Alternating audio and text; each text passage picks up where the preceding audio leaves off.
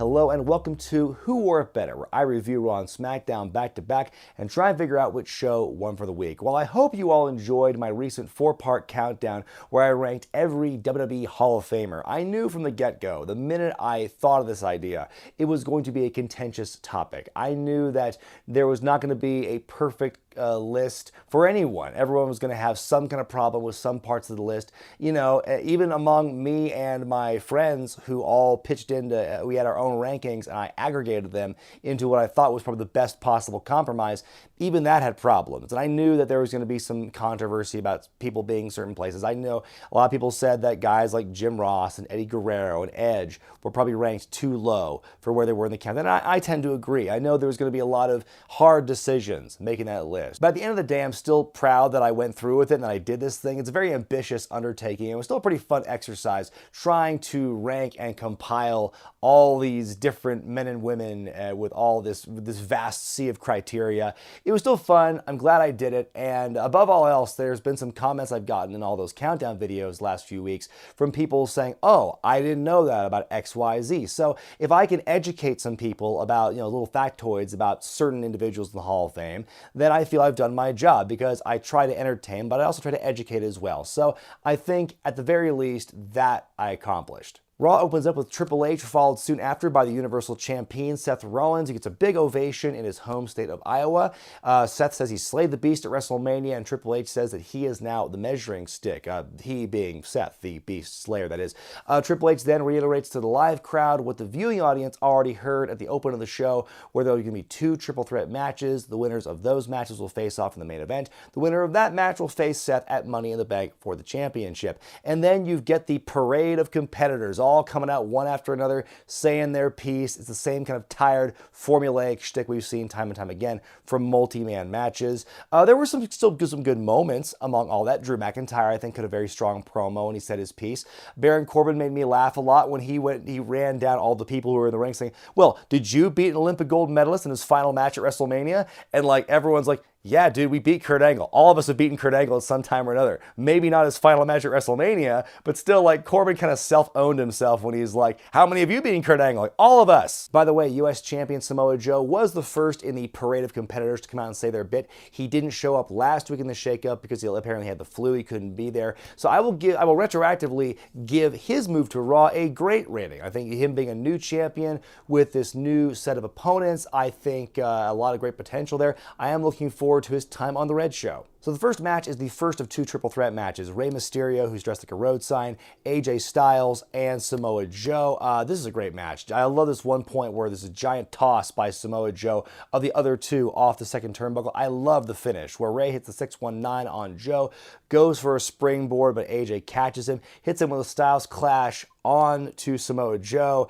and AJ wins the match. Great finish. And this was, for me, the match of Monday night. The second triple threat match had a lot to live up to here. We then get a recap of John Cena guest hosting The Ellen Show recently, and say what you will about his time as a wrestler, I think it's fascinating when anyone makes a transition from wrestling to Hollywood in that realm, to do it so effortlessly almost as John Cena has done, not since The Rock. I mean, The Rock had his rocky start, no pun intended, in the transition to acting, and so did Cena as well. If you don't count the Marine, I think Cena has had probably one of the most effortless transitions into mainstream audience and mainstream Hollywood, and he's such a natural at it. He's so good. How can you hate him for that? And speaking of things that I like, I'm going to come out and say it. I know it's kind of a hot take, but I enjoy the Iconics. I love their shtick. When you look at their background and realize that these are 2 legit childhood best friends coming up together in wrestling and sharing the spotlight together as the tag team champions, and realizing what they're doing and seeing what they're doing, they look like they're having so much fun with it. It reminds me of the same kind of vibe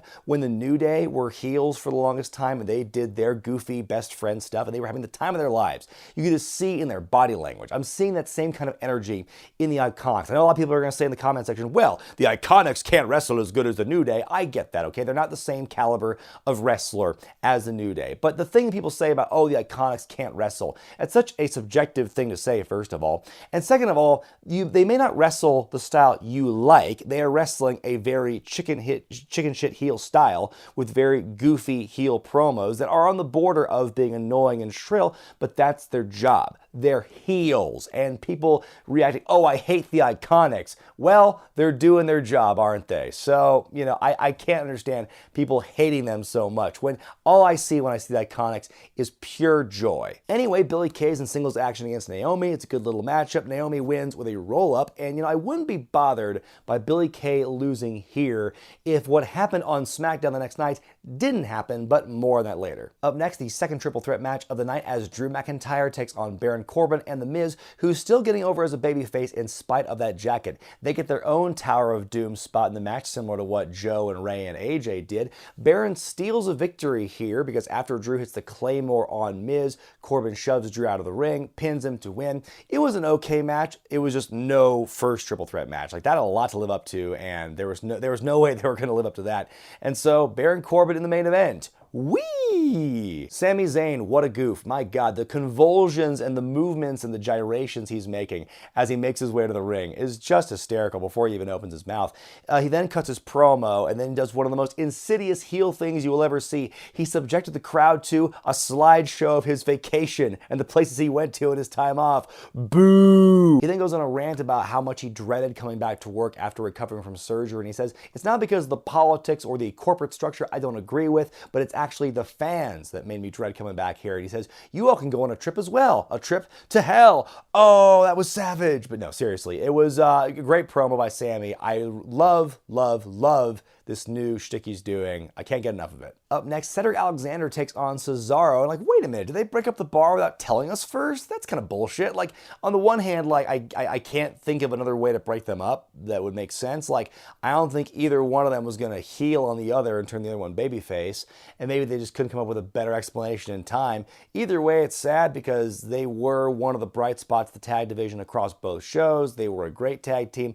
I don't think a lot of people expected them to succeed because they started out in such kind of humble beginnings as these bitter rivals. And I vividly remember how pissed people were at Best of 7 series ended in a draw the way it did, as good as it was. And then for them to be this tag team together, and then they just kind of gelled, and it felt so pure and happy for a long time. It was just a great teamwork they had together. It's a great team. So sad they're broken up. That being said, I will give Cesaro's move to Raw a good rating. It's not meh. I am sad about the bar breaking up, but it's not meh for sure. But I mean, yeah, maybe they want to take a chance on him in the singles division. So we'll see what happens. Anyway, this is a great exhibition for both guys. You know, I think neither man's in a position where, oh, if they lose, they're going to be buried. This is just a good exhibition, good showcase of both their talents as they're both now on Raw. Cesaro wins after hitting the uppercut on Cedric while he's in midair. We go backstage to the Usos cutting a promo. They make a reference to Jay's recent DUI, and they look at each other kind of coy. I'm like, it's kind of fucked up, but also kind of funny.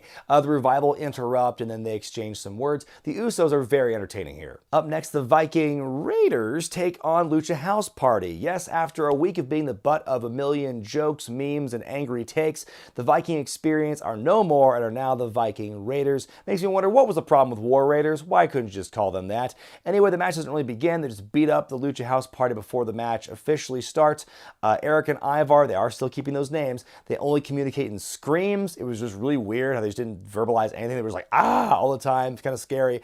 So yeah, they beat up the Luchas, and they actually, a good recycling of the old bad team name by calling their tag team finisher the Viking Experience. You know, still doesn't really roll off the tongue that well. And then after we see backstage Hawkins and Ryder, and Hawkins is looking a bit shook. We get Becky Lynch versus Alicia Fox, but first Becky comes out, cuts a promo on Lacey Evans, who's her opponent for Money in the Bank. She makes references to her being a bit of a hussy. Lacey comes out and cuts kind of a bland promo in response.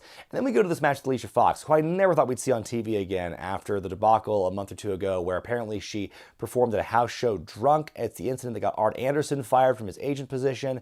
So very surprised to see her on TV. I'm imagining this is kind of a test for her.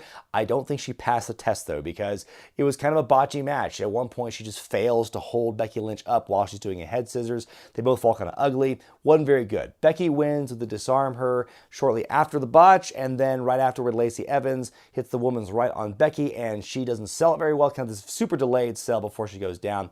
And then Lacey hits it again. She stands tall. You know, the whole segment to me, between the opening promo, the match, and this, just whole felt a bit off to me. Like, I think it's great Lacey is getting this opportunity, getting this push.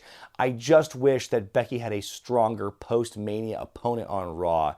You know, put Lacey as like the second opponent for Becky to fight after somebody else. But we'll see what happens on SmackDown to help balance that out. We get a backstage interview with Baron Corbin. Then we get Ricochet versus Robert Roode. Yes, the man who has spent his entire career going back and forth between Robert and Bobby is back to Robert here. He has a sweet-ass mustache now. He kind of looks like Rick Rude or like an older version of Joey Ryan. It is, as you might say, glorious. Anyway, in this match, the crowd was kind of dead for the first time I really noticed all night, which is unfortunate. It was a good enough match. Robert wins with a glorious DDT after throwing Rico into the corner. And there you have it. The new Robert Roode is officially here on Raw, and I can't wait. I am so glad they finally turned Robert Roode heel. For the first time since he was in NXT. I thought the worst thing they did for him was bringing him up to SmackDown a year and a half or 2 years ago as a bland-ass babyface. And I've hated that ever since. And like, finally, yes, we can see heel Robert Roode. I've liked the stuff I've seen of him as a heel in TNA. I love the stuff he did in NXT. And like, yes, let's see some more of that, please. And now it's finally time for the segment everyone's talking about this week. So after a couple of weeks of seeing like the bird puppet in the box and the creepy doll on Raw and SmackDown, we finally see what it's leading toward. It's Bray Wyatt hosting the Firefly Funhouse. Bray Wyatt is looking real cut and he's hosting a kids show. Yes, you heard me right. He's got gloves that say hurt and heal on them. The buzzard's called Mercy. And I didn't catch the name of the witch doll because the voice is kind of distorted, but that's there too. And you know, he chainsaws a cardboard cutout of his old gimmick. And that was pretty much it. Like, he had like the canned reaction from the kids and stuff. He says, you know, he's reformed. He's not that old slob of a loser he used to be. And so it's really interesting. Like, I was so into this segment. I think, you know, I don't know if it's because of the novelty of it or the shock value, but I feel like we have been deprived as viewers from anything that feels truly different and out there. Like, Bray's shtick by the end, before he was taken off TV, was getting really old. You know, I think that's not a controversial statement. I think like everyone knows Bray's act was getting kind of tired by the time he was done with that last incarnation. So this is very different, and I don't see him like keeping this facade up. I'm sure he's going to find some way to go back and kind of like, you know, go back to his old evil ways. But this is really interesting. I'm really curious and captivated about what this is going to lead to and where the Firefly Funhouse is going to take us. I am ready for this. Main event time, it's AJ Styles versus Baron Corbin, where the winner will face Seth Rollins with the big red belt at Money in the Bank. So you're going to tell me, out of all the possible combinations we could have had for this main event, AJ versus Corbin, this 2-year-old SmackDown rematch, was the best plan, the best option you could have had. I mean, are they actually going to be curious, and are they going to wonder why the ratings dropped apparently as fast and as much as they did from hour 1 to hour 3 once people realized that this match was going to close out the show? Anyway, it was an okay match. AJ wins the phenomenal forearm. Rollins shows up. We get a stare down to close out the show. I am on paper very excited for this matchup. I think a lot of people want to see this matchup. In fact, you know, a year ago or so when I did my top 8 dream matches for AJ Styles, I blatantly forgot to include a match with AJ and Seth, and people took me to task for it, rightfully so. So I am excited about this matchup here, but I am also a bit cautious because I feel that over the last couple of years, we've seen a lot of these like, oh wow, awesome AJ Styles match, let's go, yum yum, let's do it. And we've been kind of disappointed. We've seen that with Shinsuke Nakamura. We've seen that with Samoa Joe. Like, you know, we've seen this history of AJ Styles, and not his fault, but like, I think we put too much like, yeah, let's do this thing. Yeah, it's awesome. And then like it fails to deliver, and then they have like 8 or 9 rematches down the line where they get kind of better as it goes on. So I do want to temper my expectations about this. I feel that we as a fandom have a history of getting overly excited about these kind of things and it falling short. We shall see though.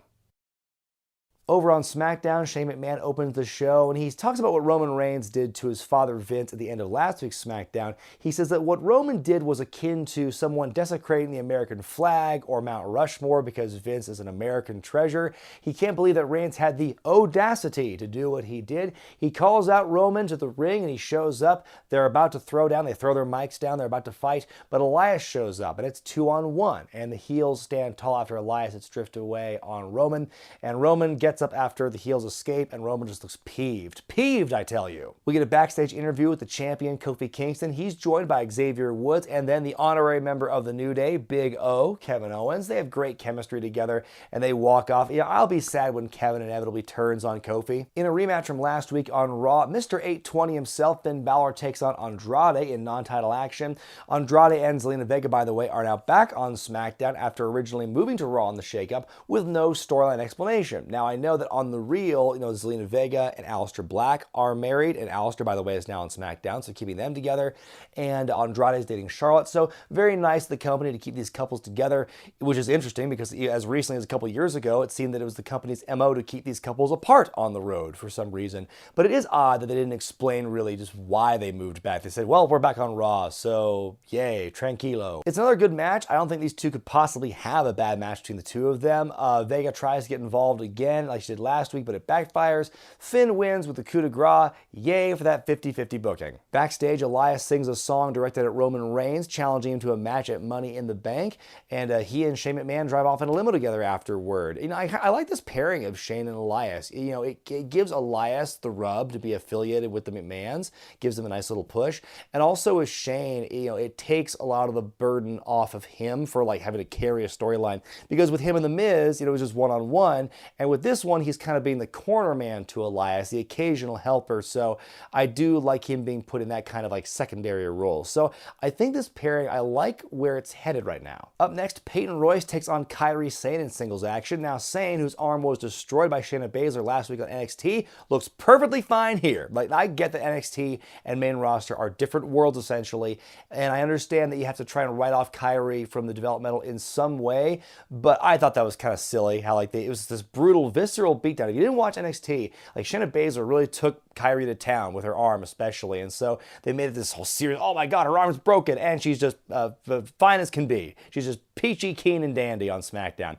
Anyway, it's a really short match, maybe 3 moves in total, where Kairi just destroys Peyton Royce, hits the insane elbow to win. Now, like I said, I wouldn't have been so mad about Billie Kay losing on Monday if this didn't happen. And I know, this is not a new thing. We've seen champions losing non-title matches all the time. It is not a new thing. I feel that, however, that above all else, the Iconics should be protected a little bit because they are, the tag team, the women's tag titles, still relatively fresh. It still needs to build some kind of momentum and some kind of value. And so far, the women's tag team champions, the Iconics, aren't looking that good. And they have an uphill battle as it is, because like I mentioned in the Raw side of this video, there's a lot of negative feedback toward the Iconics. There's this perception among some that just by mere virtue of them being in the same vicinity as the tag team championships, they are ruining and destroying the credibility, even though they're brand new titles, they really don't have credibility to begin with. But I get what they're saying though, and it doesn't help matters that the fact that the Iconics have lost a couple of matches the last couple of weeks, and yeah, but again,